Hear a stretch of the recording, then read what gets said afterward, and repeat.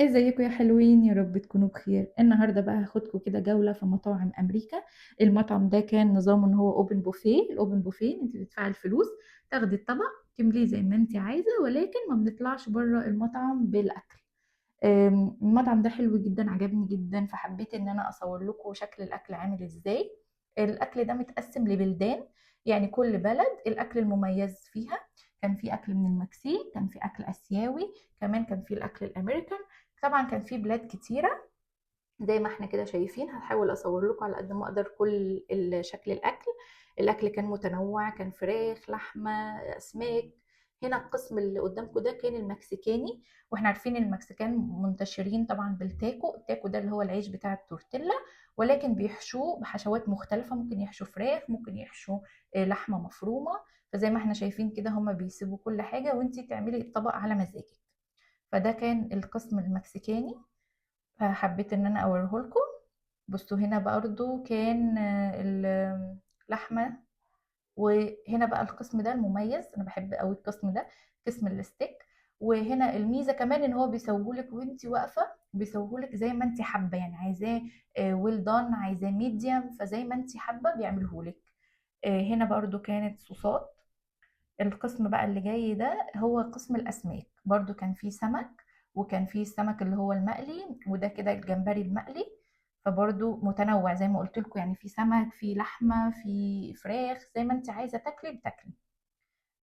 بعد كده دخلنا بقى القسم ده بقى قسم المكرونه. المكرونه وانت كمان بتعمليها على مزاجك، يعني هم حاطين مكرونه في ميه كده، وحاطين لك صلصه، وحاطين لك الصلصه اللي هو الصوص الابيض اللي هو البشاميل. وبتعملي طبق المكرونه زي ما انت حابه، عايزاه بالصلصه او عايزاه بالوايت صوص، براحتك. هنا برضو كانت الفراخ، كانت الاجنحه بتاعت الفراخ. وهنا كان معاها خضار. زي ما احنا شايفين شكل الاكل حلو خالص ازاي، وفعلا الطعم يستاهل، يعني طعمه حلو. بعد كده بقى هنا دخلنا على قسم للأطفال. كانوا عاملين كمان الأطفال قسم لوحدها، كانوا حاطين لهم فاكهة، حاطين لهم جيلي، والخضار اللي هو بصل وطماطم وفلفل، وكمان حاطين صوصات كده.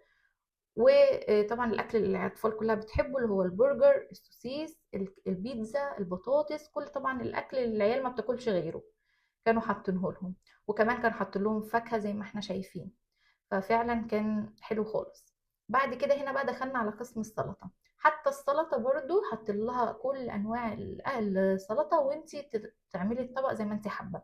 يعني كانوا حاطين زي ما احنا شايفين مخلل، جميع انواع الصوصات. كانوا حاطين جبنة، زيتون، طماطم، خيار، زي ما احنا شايفين كده. وانتي بقى بتعملي طبق السلطة زي ما انتي حابة وبالشكل اللي يريحك. هنا برضو دي حاجات تبع السلطة زي الكولوسلو، زي البيض مثلا كانوا عاملينه برضو. يعني كل واحد بقى بينوع الطبق زي ما هو حابب. كمان كانوا عاملين قسم للتحلية، زي ما احنا شايفين كده جميع انواع التشيز كيك كانت موجودة.